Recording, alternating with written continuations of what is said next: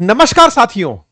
इस दुनिया में यदि कोई सबसे बड़े हादसे काउंट किए जाएं तो उनमें संभवतया न्यूक्लियर रिएक्टर्स के अंदर हुआ विस्फोट सबसे टॉप पर माना जाता है। यानी ये वो हालत होती है जिस समय व्यक्ति को सही मायने में नहीं पता होता कि उसका वास्ता पड़ किससे रहा है। हवा में कोई खास स्मेल नहीं होती, आपको महसूस कुछ नहीं होता, एक साधारण सा दिन होता है, लेकिन उस साधारण से दिन में व्यक्ति को अपना जीवन नर्क जैसा लगने लगता है। परमाणु हादसे इस दुनिया में जब भी हुए हैं, फिर चाहे यूक्रेन के अंदर हुए हादसे हों या जापान में हुए हादसे हों, वो हादसे मानव विभीषिकाओं में काउंट किए गए हैं। भारत के अंदर भी आजकल न्यूक्लियर रिएक्टर्स का प्रचलन बढ़ा है। क्यों बढ़ा है? क्योंकि भारत के लिए ऊर्जा आवश्यकता की पूर्ति के लिए ऐसे सोर्सेज, ऐसे ऊर्जा के स्रोत जिनके अंदर प्रदूषण ना हो, जिन्हें क्लीन एनर्जी में काउंट किया जा सके, उनमें न्यूक्लियर एनर्जी का बड़ा रोल है। हाल ही में शांति बिल के चलते, अडानी के पावर प्लांट के चलते, यह आपने हमने कई बार डिस्कस भी किया है। भारत ऑलरेडी 7 जगहों पर न्यूक्लियर रिएक्टर्स चला रहा है। जिसमें होता क्या है? जिसमें यूरेनियम होता है, उस यूरेनियम के अंदर नाभिकीय विखंडन अभिक्रिया होती है, न्यूक्लियर टूटता है और टूटने से एनर्जी बनती है। उस एनर्जी से वेपर को, यानी पानी को वेपर में बदला जाता है और वो वेपर टरबाइन घुमाकर बिजली पैदा करता है। न्यूक्लियर रिएक्टर्स की अगर बात हो तो देश के सबसे बड़े न्यूक्लियर रिएक्टर्स में से एक कुडानकुलम इस समय सुर्खियों में है। कारण, क्योंकि इस न्यूक्लियर रिएक्टर का डेटा ब्रीच हुआ है। इसकी जानकारी डार्क वेब पर डाल दी गई है। तो आज के सत्र में कुडानकुलन का डेटा ब्रीच कितनी बड़ी बात है, डार्क वेब होता क्या है, इससे चुनौतियां क्या हो सकती हैं, यह जरूर बताऊंगा। लेकिन इससे पहले बस इतना आपको याद दिला दूं कि डेटा ब्रीच के अब तक के सबसे बड़े मामलों में, अगर साइबर हमलों के सबसे बड़े मामलों में कोई काउंट किया जाता है तो वो 2010 का ईरान पर हुआ हमला, जिसे सीआईए और मोसाद ने एग्जीक्यूट किया था ईरान के नतांज नामक न्यूक्लियर रिएक्टर पर या न्यूक्लियर सेंट्रीफ्यूजल यूनिट पर, जहां वो न्यूक्लियर बॉम्ब बना रहे थे। वहां पर जब वो डेटा ब्रीच हुआ, साइबर अटैक हुआ, डेटा ब्रीच नहीं साइबर हमला ही हुआ, और साइबर हमला होने के बाद न्यूक्लियर के क्षेत्र में, नाभिकीय रिएक्टर के क्षेत्र में, परमाणु बम कार्यक्रम में ईरान कईयों साल पीछे चला गया। 2010 में ईरान पर अमेरिका और इजराइल का हुआ यह हमला आपको आज समय पर बताने का केवल महत्व इतना है कि अगर डेटा लीक हुआ है तो वो साइबर हमले में इस्तेमाल किया जा सकता है। साइबर हमले का मैंने एक नमूना ईरान के रेफरेंस में बताया। आगे चलकर आपको इसके अंदर और क्या कॉन्स हो सकते हैं वो साझा करूंगा। फिलहाल के लिए आप जो दृश्य देख रहे हैं, ये कैमरे पर, वो जो गूगल मैप पर माध्यम से आने वाला पिक्चर है कुडानकुलन एटॉमिक पावर प्लांट का, जो कि समुद्र के किनारे तमिलनाडु में स्थित है। इसे आप दृश्य में कुछ इस प्रकार से देख सकते हैं। हुआ क्या है? हुआ यह है, इसकी कुछ निजी जानकारी बाहर आ गई है, यानी कि ऐसी डेटा बाहर आ गई है जो आनी नहीं चाहिए थी, ऐसा विशेषज्ञों का मानना है।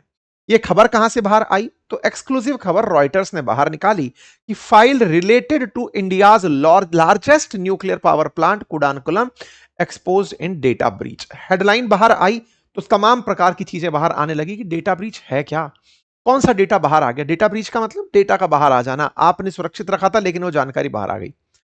डेटा आ गया बाहर, कौन सा डेटा आ गया, क्या चुनौतियां होंगी, ये सवाल बड़े हो गए।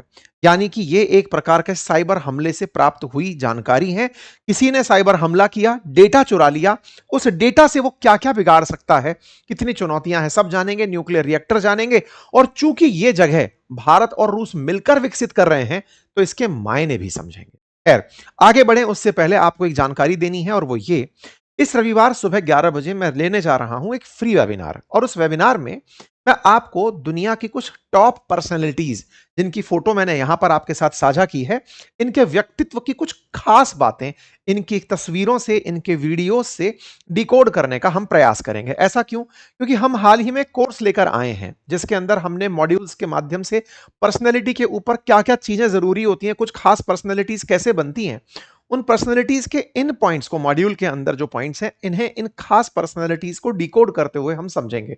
इनके चलने के अंदाज से, इनके हाथ मिलाने के अंदाज से, भीड़ में इंटरेक्ट करने के अंदाज से, बोलने के अंदाज से, इस वेबिनार के अंदर आप समझ पाएंगे कि इन पर्सनैलिटीज में कौन से ऐसे कॉमन कैरेक्टर हैं जिससे ये अलग निकल कर आए।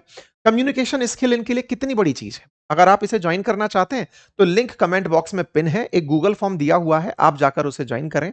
वहां पर आपको एक प्रॉपर व्हाट्सएप ग्रुप का वो मिलेगा, लिंक मिलेगा, आप उसे फुल करते जाइए, आपको संडे के दिन क्लास का लिंक मिल जाएगा। फ्री वेबिनार है, आप चाहें तो इसे ज्वाइन कर सकते हैं। आइए आगे बढ़ते हैं, फिलहाल की चर्चा पर लौटते हैं। और चर्चा ये कि भारत का सबसे बड़ा न्यूक्लियर पावर प्लांट कुडानकुलम, ये फिलहाल अपने दस्तावेज लीक होने के कारण सुर्खियों में है। रॉयटर्स की माने तो हैकर्स का ग्रुप है वर्ल्ड लीक्स, जैसे विकीलीक्स है ऐसे ही वर्ल्ड लीक्स नाम से एक हैकर्स का बना समूह है, तो दुनिया के अंदर सबसे बड़े खतरनाक समूहों में से एक माना जाता है। उसने इस डेटा को डार्क वेब पर डाल दिया है। अच्छा साहब, लीक किया और डाल दिया, ये वैसी वाली बात हुई कि आपके निजी फोन नंबर, आपकी कुछ निजी तस्वीरें, आपका मोबाइल किसी ने हैक किया और उसे इंटरनेट पर डाल दिया। तो इंटरनेट पर डालने की जगह डार्क वेब पर क्यों डाला? डार्क वेब पर अपराधियों का मिलना जुलना होता है। अब ये डार्क वेब क्या होता है? फिलहाल के लिए ऐसे समझ लीजिए कि मैं अगर आपसे यह कहूं कि यहां से आप जहां भी फिलहाल मुझे सुन रहे हैं, यहां से अपने दोस्त के घर जाइए, कई तरह के रास्ते होंगे जाने के लिए, गूगल से पूछेंगे तो आपको बेस्ट रास्ता बताएगा। लेकिन एक छोटी सी गली ऐसी भी होगी जो पड़ोस के घर के बगल में से निकल करके जा रही होगी, जो आपको पता है, गूगल को नहीं पता है, गूगल में वो मैप नहीं हुई है। इसी तरह से इंटरनेट की दुनिया में, जो इंटरनेट आप और हम यूज कर रहे हैं, जिस पर आप मुझे सुन रहे हैं, बहुत सी वेबसाइट डली हुई हैं, ये आम जनमानस के लिए है। लेकिन कुछ इंटरनेट पर ऐसी भी जगह बनी हुई हैं जिन पर एक्सेस करने के लिए कुछ अलग प्रकार के ब्राउजर्स की जरूरत पड़ती है। जैसे टॉर नाम का एक ब्राउजर है, उसकी मदद से ही आप उन वेबसाइट्स में एंट्री कर पाते हैं, मतलब उस दुनिया में एंट्री कर पाते हैं। यानी गूगल से एंट्री किए तो आप इंटरनेट की दुनिया में वहां जा रहे हैं जहां आम जन जा सकती है, लेकिन टॉर से एंट्री किए तो डार्क वेबसाइट में एंट्री कर गए। वहां क्या हो रहा है? वहां पे सारे अवैध काम भी हो रहे हैं। अवैध से मतलब मिसाइल खरीदनी है, हवाई जहाज खरीदना है, हत्या करवानी है, आतंकवाद फैलाना है, तमाम चीजें वहां पर, क्रिप्टो करेंसीज का एक्सचेंज हो रहा है, वो सब उस तरीके से चल रहा है जो रेगुलेटेड नहीं हो पाता। तो फिर रेगुलेशन के नाम पर होता क्या है?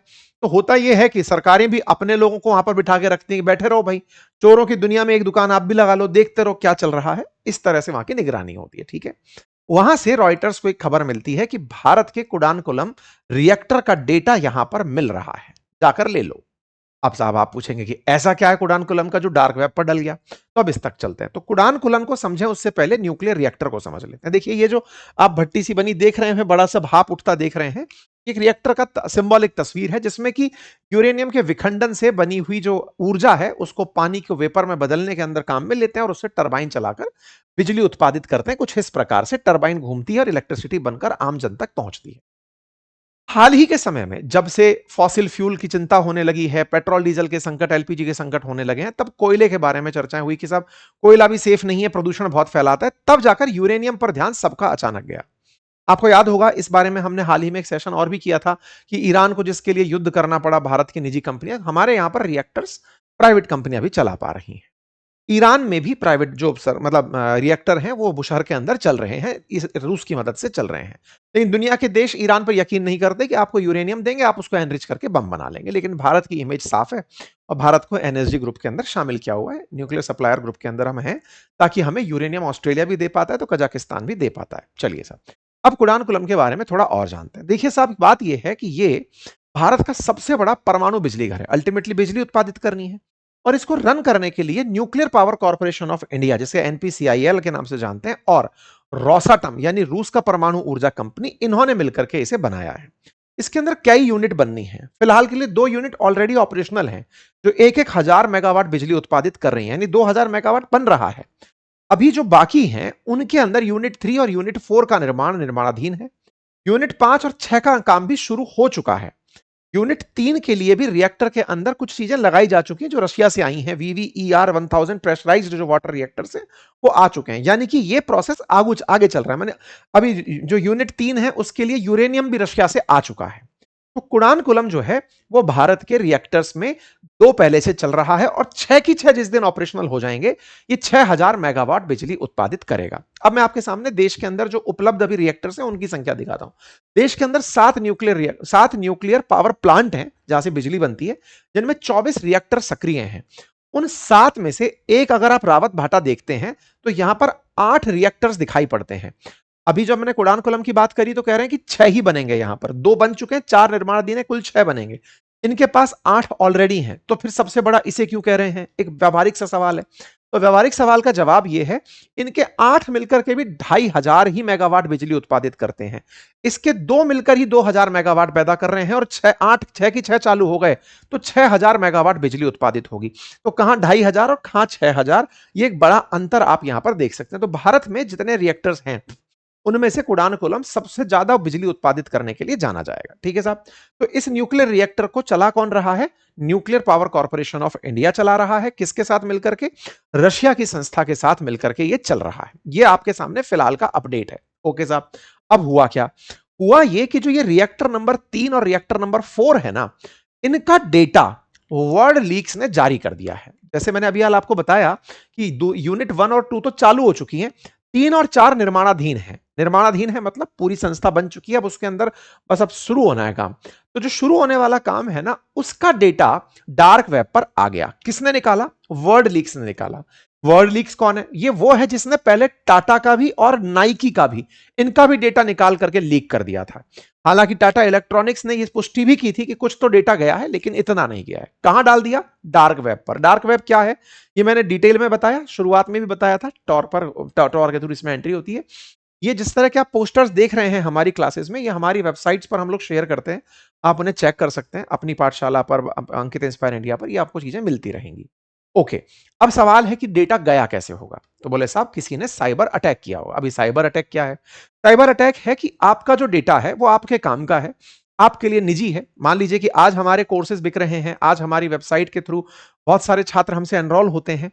अगर वही डेटा जो हम चाह रहे थे किसी और ने निकाल लिया, तो डेटा किसी और ने निकाल लिया, तो ये जो पूरी प्रक्रिया है डेटा चुराने की, ये असल में मेरी प्राइवेसी बाहर चली गई ना। मेरे साथ जो लोग जुड़ रहे थे उनकी जानकारी औरों तक पहुंच गई, जबकि जाना नहीं चाहिए था। वो जानकारी जो चोरी हुई है वो इंटरनेट के थ्रू चोरी हुई है। तो ये साइबर के अंदर कुछ ऐसे लूपहोल्स हैं, इंटरनेट में कुछ ऐसे लूपहोल्स हैं जिनसे इस काम को सक्रिय किया जाता है। ये जो काम डेटा चोरी का होता है इसी को डेटा ब्रीच कहा जाता है।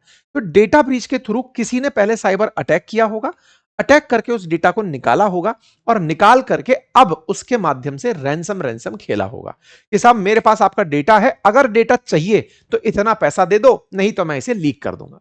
जैसे ब्लैकमेलिंग होती है, डेटा के नाम पर भी ऐसे ही ब्लैकमेलिंग होती है। वानाक्राई नाम से एक बहुत बड़ा साइबर अटैक हुआ था पिछले कुछ सालों पहले। वो बहुत बड़ी सुर्खी बना था, कंप्यूटरों की स्क्रीन पर वानाक्राई लिखा आता था कि या तो क्रिप्टो में पेमेंट करो, नहीं तो आपका डेटा का पूरा डेटा डिलीट कर देंगे कंप्यूटर का। तो काफी बड़ी चुनौतियां इंटरनेट के कारण बनी रही हैं। ठीक है साहब। ये चाहते क्या है? डेटा के बदले धन चाहते हैं। धन काय में लेते हैं? क्रिप्टो में लेते हैं। तो ये एक काम इनका ऐसे चलता है। अब ये डेटा निकला कहां से? सवाल सबसे बड़ा ये बना। तो पता चलता है कि ये डेटा निकला एक थर्ड पार्टी के डेटा सेंटर से, जिसका नाम था योट्टा। योट्टा नाम की एक कंपनी जो रिलायंस का साथ काम कर रही थी, वहां से डेटा ब्रीच हुआ। अब इसकी क्या कहानी है? असल में अनिल अंबानी की जो कंपनी है ना, रिलायंस इंफ्रास्ट्रक्चर, उसने इस यूनिट 3 और यूनिट 4 का निर्माण किया है। उसे बकायदा इस काम को करने के लिए 1081 करोड़ का टेंडर दिया गया था कि आप इसका निर्माण करेंगे, इंफ्रास्ट्रक्चर का काम है, आप बनाएंगे। मतलब वो जो संयंत्र बन रहा था जिसमें कि इंजीनियरिंग का काम था, स्ट्रक्चर का काम था, कंपोनेंट्स लगाने का काम था, ये सब काम रिलायंस को दिया हुआ था। रिलायंस अपना सारा डेटा योट्टा नाम की एक कंपनी को देती थी। ये ऐसे समझिए एनपीसीआईएल ने रिलायंस को काम दिया, रिलायंस ने योट्टा में अपना डेटा रखा। योट्टा के ऊपर अटैक हुआ। रिलायंस ने इस बारे में जानकारी भी दी कि साहब योट्टा पर हुआ था। वर्ल्ड लीक्स ने असल में योट्टा से सारी जानकारी उठाई। इस बात को रिलायंस ग्रुप ने स्वीकारा भी कि साहब हमारे योट्टा के ऊपर कुछ साइबर हमले हुए थे। संदिग्ध गतिविधियां उन्हें मई 2026 में दिखाई दे गई थी। यह बात योट्टा ने भी स्वीकार कर ली। भारत सरकार का क्या कहना है? साहब ये तो डेटा कहां से चला गया? रिलायंस के पास। अब बेसिक सा सवाल है, रिलायंस को काम ही क्यों दिया था? भाई कोई तो काम करता ही। अब आज के बाद हो सकता है इस घटना के बाद रिलायंस को आउटलिस्ट कर देता है कि तुम रहने दो, अब एलएनटी से काम कराएंगे, जो जिससे भी काम कराएंगे। कुल मिलाकर बात यह है कि डेटा लीक हुआ। अब डेटा लीक हुआ, यह चुनौती कितनी बड़ी है अब हम इस पर चलते हैं, क्योंकि इस डेटा के अंदर यूनिट 3 और 4 की पूरे वेंटिलेशन और कूलिंग सिस्टम के ब्लूप्रिंट है। इसके अंदर कॉमन कंट्रोल रूम जो है उसके पूरे की पूरे फ्लोर के लेआउट है, कहां पे कहां क्या क्या बना हुआ है, कौन कौन सप्लायर हैं उनकी सूचियां हैं, इंस्पेक्शन रिपोर्ट्स हैं इसके अंदर, इसमें कौन से इंस्ट्रूमेंट हैं उनकी तस्वीरें हैं। और तो और अगर यहां आतंकवादी हमला हो जाता है तो $112 मिलियन का बीमा मिलेगा, उसके दस्तावेज हैं, क्योंकि पहले से दस्तावेज बन के रखे होते हैं। अब वो सारे की सारे डेटा अब डार्क वेब पर डाल दिए गए हैं। कुछ इस प्रकार का डेटा डाला गया है। एक सिंबॉलिक है, आप इसको समझ सकते हैं कि इस तरह से कहां क्या बना हुआ है, क्या मास्टर प्लान लेआउट है, इस तरह की चीजें इंटरनेट के माध्यम से उपलब्ध है। अभी कितना सही कितना गलत अपन तो पुष्टि नहीं कर पाएंगे, ना तो कुरान अपन चलाते हैं, ना डार्क वेब पर अपन है। इंटरनेट पर कुछ ऐसी जानकारियां तैर रही हैं।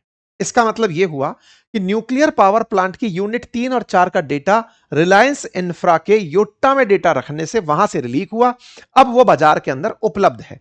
लगभग 8.5 लाख फाइलें, जिसमें 19,000 संवेदनशील खबरें हैं, उनको अपलोड करने का दावा किया गया है। ठीक है साहब। अच्छा, अब इससे होगा क्या? मतलब सबसे बड़ा पॉइंट यह है कि अब डेटा तो आ गया, करोगे क्या? अब देखो, इस डेटा को और कोई व्यक्ति यूज कर सकता है। आप पूछेंगे कैसे यूज कर सकता है?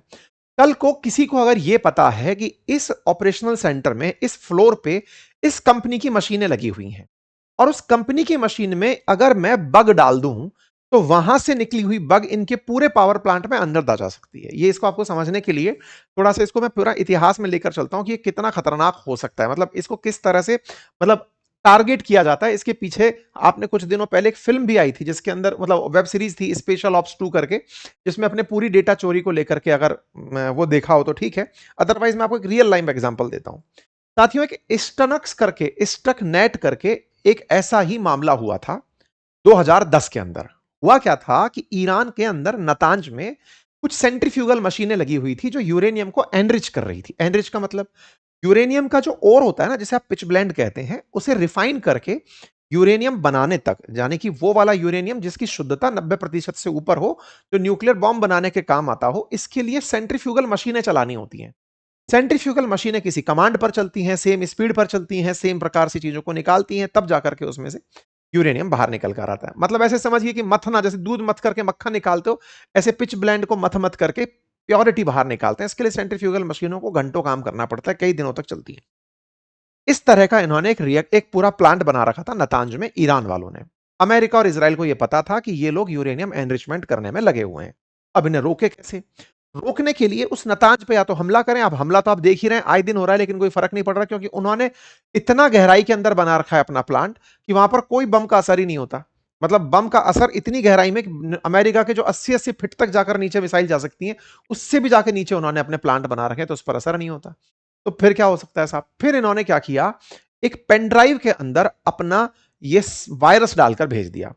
इंटरनेट से ऑपरेट ना हो सके ऐसा नतांज का न्यूक्लियर जो प्लांट चल रहा था, उसमें किसी आदमी को लालच दे करके पेन ड्राइव के माध्यम से ये स्टकनेट करके जो वायरस है ये भेजा। ये स्टकनेट वायरस जब वहां गया, किसी कंप्यूटर में अप्लाई हुआ, स्क्रीन पर सब नॉर्मल दिख रहा है, और वो जो सेंट्रीफ्यूगल मशीनें हैं जो शुद्धि कर रही हैं, वो अचानक तेज होकर चलना शुरू हो गई। कुछ मशीनें एकदम स्लो होकर चलना शुरू हो गई। मतलब पूरा माल फंक्शन हो गया। माल फंक्शन ये कि जिस गति से चलना था वो पूरा बिगड़ दिया। ये वैसे है कि भाई दूध मथने के बाद घी निकलता है, बोले तेज चला दो, दूध फैला दो। ये बिल्कुल धीरे चला दो, सब मिला दो, सब दही और दूध एक साथ मिल जाएगा। जो बिल्कुल कंसोलिडेटेड टाइम और वो सब सही है, वो सब बिगाड़ दिया। 2010 की घटना है ये। इस घटना के पीछे कहा गया कि अमेरिका की सीआईए और इजराइल की मोसाद ने मिलकर यह काम पेन ड्राइव से करके ऐसा काम हुआ जिसकी वजह से ईरान आज 10वां साल पीछे, अदरवाइज वो पहले ही कर लिया होता है ये सारे काम। बार बार आप इजराइल को कहते सुनते थे ना, साहब इन्होंने पूरा बना लिया है यूरेनियम, बम फोड़ देंगे। वो पूरी कहानी यहां से निकल कर आती है। ठीक है साहब। अब आप कुरानकुलम के बारे में सोचिए। अगर ब्लूप्रिंट आपके पास है कि इस जगह पर इन इन कंपनियों की मशीनें लगाओ आएंगी, आपके यहां पर सीधा चलकर कोई नहीं आ रहा। क्यों? क्योंकि इंटरनेट को आप पहले से ही बहुत एक ड्राई लेयर बनाकर रखते हैं कि अंदर का इंटरनेट बाहर के इंटरनेट से बिल्कुल कनेक्ट नहीं होगा। पूरी तरह से सिक्योरिटी को मेंटेन करते हैं। भारत की बड़ी एजेंसीज हैं, सर्टेन जैसी, जो इस बात को सुनिश्चित करती हैं। लेकिन अगर कोई कंपनी का प्रोडक्ट पार्ट आपने लगाया, आपने कोई पार्ट, जैसे इनके अंदर भी इन्होंने सीमेंस करके जो कंपनी है उसके पार्ट लगाए हुए थे, वहां से एंट्री मारी थी इन लोगों ने। आपने कोई कंपनी का पार्ट घुसाया, आपको नहीं पता उस कंपनी के पार्ट को साइबर हैकर्स ने पहले से ही, दुश्मनों ने, देश के दुश्मनों ने टारगेट किया हुआ था कि तुम जब भी इस पार्ट के अंदर खराबी पाओगे, नया लगाओगे, तो हमारा वाला उसके अंदर घुस जाएगा। जैसे आपको याद है ना, पिछली बार जब हमने ईरान के अंदर और लेबनान के अंदर देखा था, उनके फोन फट गए थे। अगर आपको याद हो तो एक बार इजरायलियों ने बहुत पहले से ही कभी कोई वॉकी टॉकी के अंदर बग लगा रखी थी। तो एग्जैक्टली इन लोगों के साथ भी यहां पर ऐसा हो सकता है। मतलब अगर सीधे तौर पर हमला ना हो तो भी भविष्य के अंदर चुनौतियों से इनकार नहीं किया जा सकता। साइबर एक्सपर्ट इसे एक थ्रेट मानते हैं। उनका मानना है कि यह एक खतरनाक घटना है। हालांकि अभी चूंकि वहां पर कोई काम नहीं हो रहा है, अभी के लिए नहीं, लेकिन भविष्य के लिए अगर उस चीज को जो बाहर आई है उसे अगर दुश्मनों को हाथ लग गया, अब जब सबके सामने है तो दुश्मनों ने भी उसको ढंग से देख ही लिया होगा। लेकिन हाँ, ये सारी बात चुनौती की है। पर साहब आप क्या करें, सुरक्षित बची कि नहीं? तो देखो, इन जगहों की सुरक्षा पहले से ही एनपीसीआईएल, डीएई, एईआरबी इनके हाथ में। सर्टिन जैसी एजेंसीज इंटरनेट की सुरक्षा यहां पर सुनिश्चित करती हैं। उसके बावजूद भी भारत दुनिया के अंदर डेटा ब्रीच होने वाले देशों में नंबर 3 पर आता है। यहां पर दुनिया भर के जो डेटा ब्रीच की अगर आप जानकारी निकालने निकलेंगे, तो दुनिया भर के अंदर जितने भी साइबर हमले हुए हैं उसमें से तीसरे सबसे ज्यादा भारत पर ही हुए हैं। अमेरिका हालांकि उनमें नंबर 1 पर आता है। डेटा सिक्योरिटी के मामले में यह बड़ी बात है कि 204 भारतीय संस्थाओं में 73% को यह जानकारी नहीं थी कि उनके यहां पर कभी साइबर हमले हुए हैं। हमको पता ही नहीं रहता। हमारे देश के अंदर साइबर हमले भी एक, हाँ हो सकता है लैपटॉप खराब हो गया होगा, कोई आपके सारे डेटा को लेके जा रहा है, पता नहीं चल रहा। मतलब हमारे यहाँ पर 57% संस्था ऐसी हैं जिनको पहले से ही नहीं पता कि साइबर हाइजीन भी कुछ होता है, चेक करना होता है, डेटा रीच तो कोई ब्रीच नहीं हो रहा है। दुनिया में अगर सबसे बड़े हमले बताए जाएं तो ये जो मैंने आपको बताया ना, स्टाइनक्स करके जो हमला था, ये सबसे बड़े हमलों के अंदर काउंट किया जाता है।